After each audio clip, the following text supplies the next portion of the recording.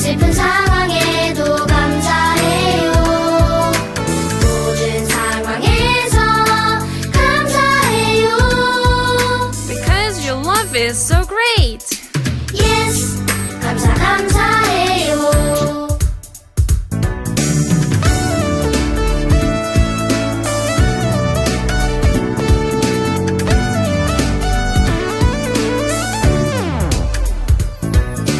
Yes, 기쁜 상황에서 감사해요.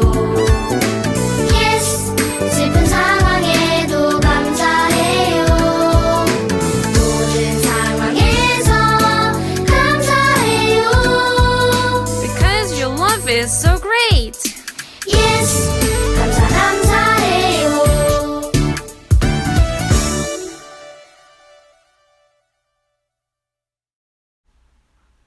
하나님, 이 시간 하나님 앞에 예배드립니다. 우리의 예배를 받아주세요. 그리고 하나님의 말씀을 들을 수 있도록 들을 귀와 들을 마음을 열어주세요. 전하는 자의 입술이 부족하오니 하나님께서 붙드시고 하나님께서 함께 해주세요. 하나님께서 우리의 예배를 받아주실 줄 믿습니다. 예수님의 이름으로 기도합니다. 아멘. 오늘 하나님께서 우리에게 주신 말씀은 바울의 전도예요. 같이 한번 따라해 볼까요?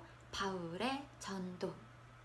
여러분들은 부모님이나 할머니, 할아버지가 내일은 신나게 바깥에서 놀자라고 약속했던 때가 있었나요? 그런데 하루가 지났는데도 그 약속이 지켜지지 않았던 적은 없었나요? 또 내일 선물 사러 가자라고 약속했는데 바쁜 일이 생겨서 선물을 사러 가지 못한 적은 없었나요? 이럴 때 여러분의 마음은 많이 상했을 거예요. 내 뜻대로 되지 않을 때 어떻게 해야 될까요? 말씀을 통해 알아보도록 하겠습니다.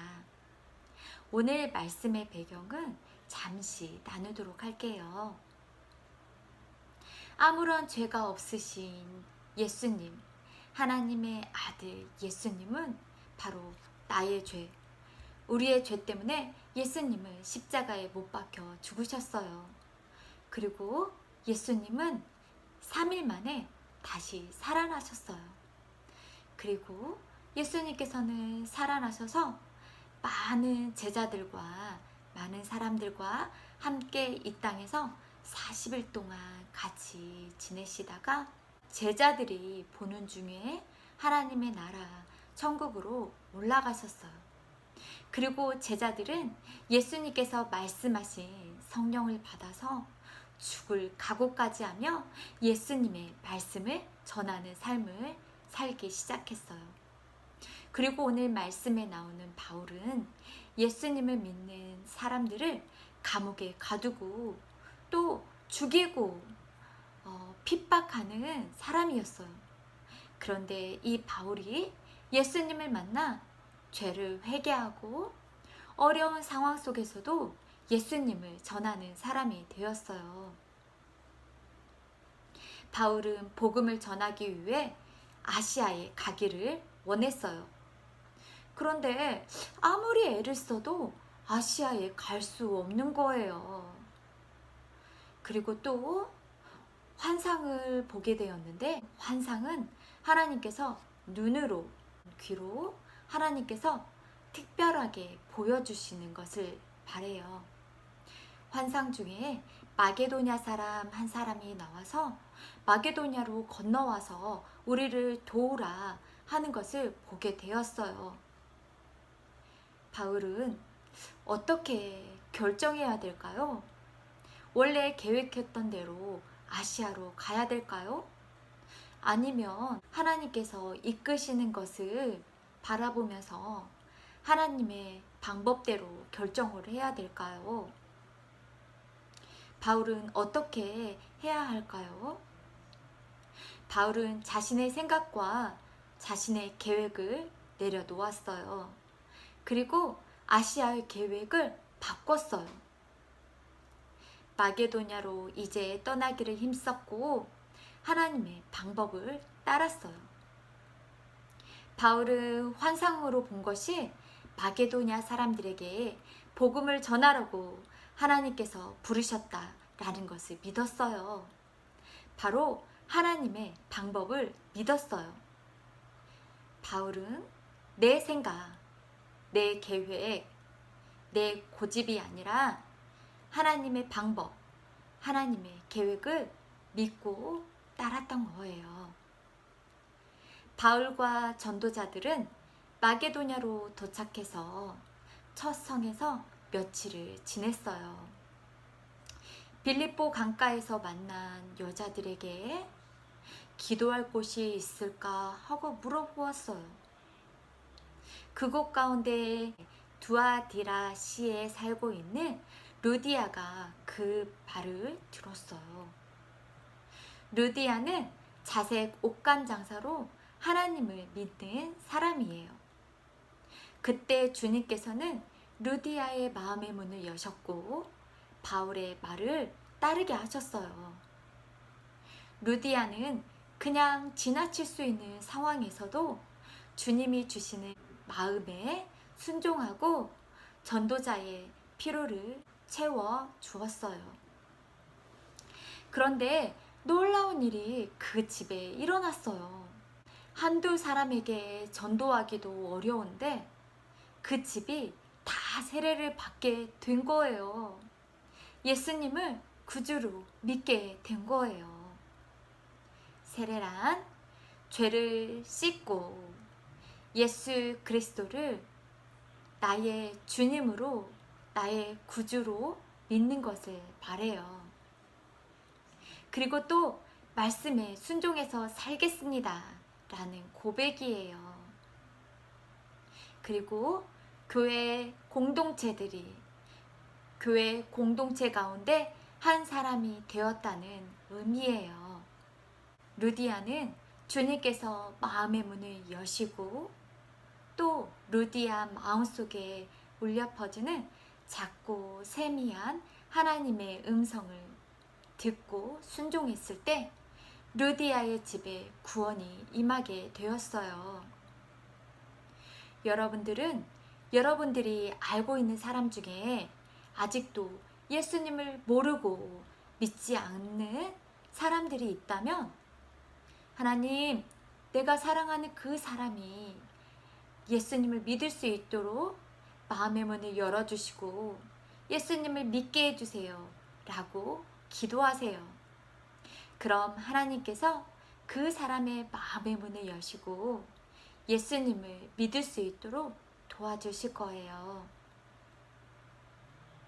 전도사님은 어렸을 때부터 교회를 다녔어요. 하지만 엄마 아빠는 교회를 다니시지 않으셨어요. 그래서 전도사님의 가장 큰 기도 제목은 바로 엄마 아빠가 예수님을 믿는 거였어요. 엄마 아빠가 교회 다니는 것이 전도사님의 가장 큰 기도 제목이었어요. 이 땅에서 너무도 고생하신 엄마 아빠를 생각할 때 마음이 너무 아팠어요. 그리고 이 땅에서도 고생을 많이 하셨는데 하나님의 나라 천국에 가지 못하는 엄마 아빠를 생각할 때 마음이 너무 아팠어요. 그래서 20년이 넘도록 전도사님은 오랫동안 하나님 앞에 도움을 구하는 기도를 했어요. 그리고 전도사님이 신학을 공부하고 또 이렇게 사역을 하기 시작할 때 엄마가 예수님을 믿으셨고 또 스스로 교회에 나가시기 시작하셨어요. 그리고 하나님의 말씀, 성경을 읽으시고 찬양을 듣기 시작하셨어요. 그래서 지금 엄마는 교회 권사님이 되셨어요. 그리고 아빠는 오랫동안 예수님을 믿지 않으셨는데 어느 날 아버지께서 많이 몸이 좋지 않으셔서 병원에 입원을 하시게 되셨어요. 그리고 아버지께서 이제 지금은 하나님의 나라로 올라가셨는데 돌아가시기 3개월 전에 예수님을 마음에 모셔드리고 세례를 받으셨어요. 그리고 신앙 고백을 하시고 교회에 엄마가 다니는 교회에 가셔서 3개월 동안 신앙 교육을 받으셨어요. 그리고 이제 병원에 입원을 하셨는데 어느 날 전도사님과 전도사님 가족이 아빠를 찾아뵈러 갔을 때 하나님께서 마음속에 시편 23편의 말씀을 쭉 읽어주라는 마음의 감동이 왔어요. 전도사님은 그 마음의 감동을 따라서 하나님의 말씀을 아빠에게 계속 읽어드렸어요. 그리고 또 찬양을 통해서 시편 23편의 찬양을 아빠에게 계속 들려드렸어요. 그리고 어느 순간 마음속에 이제 됐다라는 마음이 울려 퍼졌을 때 전도사님이 자리에서 일어섰어요. 그때 아버지께서는 숨을 거두셨고 하나님의 나라 천국으로 올라가셨어요. 전도사님은 아버지를 볼 수 없어서 지금은 마음이 아버지를 볼 수 없다는 안타까운 마음은 들지만 하나님의 나라 천국에 계신 아빠를 생각할 때 너무나 행복하고 감사해요. 여러분들의 상황 가운데 어떤 일이 잘 이루어지지 않고 마음이 어려울 때도 걱정하지 마세요. 그리고 성내지 말고 불평하지 마세요. 만일 여러분이 예수님을 믿는 하나님의 자녀라면 이 어려운 상황 가운데에서도 내 생각, 내 고집, 내 방법을 내려놓고 하나님 앞에 기도하세요.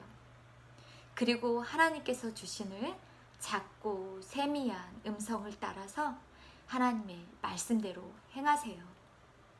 그리고 아직 우리의 가족, 친척, 친구, 내가 사랑하는 사람들 중에 예수님을 믿지 않는 가족, 친구, 친척들이 있다면 예수님, 그 사람의 마음의 문을 열어주세요.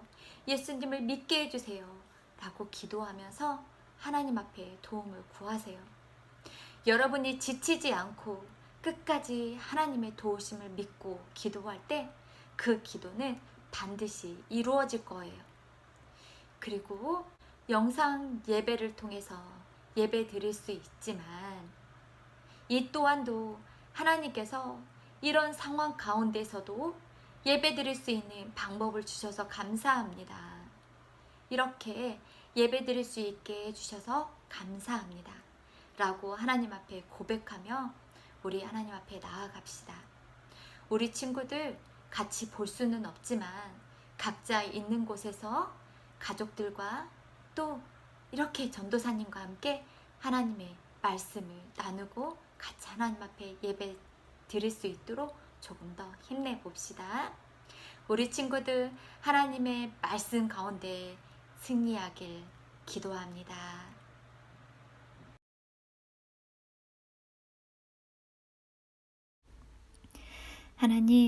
하나님께 예배를 올려드릴 수 있게 해주셔서 정말 감사합니다. 우리가 어떤 상황에서도 믿음을 잃지 않게 하시며 흔들리지 않는 굳센 믿음으로 자라게 해주세요. 예수님, 우리 친구들과 가족들 어느 곳에 있든지 지켜주세요. 그리고 믿지 않는 가족, 친구, 친척들, 우리가 알고 있는 많은 사람들이 예수님을 나의 구주로 마음에 모셔드리게 해주세요. 예수님, 우리들의 몸과 마음을 받아주세요. 감사합니다. 예수님의 이름으로 기도합니다. 아멘.